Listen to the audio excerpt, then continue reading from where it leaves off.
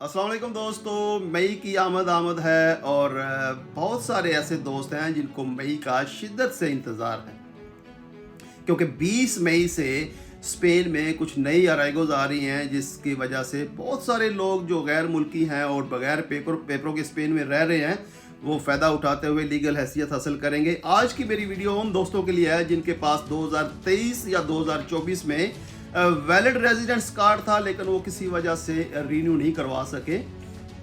तो 20 मई के बाद जो नई अराइगो आने वाली है उसका नाम है सेगुंदा अपॉर्चुनिदाद। सेगुंदा अपॉर्चुनिदाद का बेसिकली मतलब होता है दूसरा मौका। तो आपको जनाब दूसरा मौका दिया जाएगा कि आप जो अपना कार्ड है वो दोबारा हासिल कर सकें किसी वजह से अगर आप रीन्यू नहीं करवा सके। हाँ, शर्त यह है कि वो कार्ड जो है वो अराइगो का नहीं होना चाहिए, बाकी किसी भी कैटेगरी का कार्ड है वो अगर आप रीन्यू नहीं करवा सके तो राइगो सेगुंदा अपॉर्चुनिदाद का नाम याद रखें, आप उसके तहत अपना कार्ड दोबारा हासिल कर सकते हैं।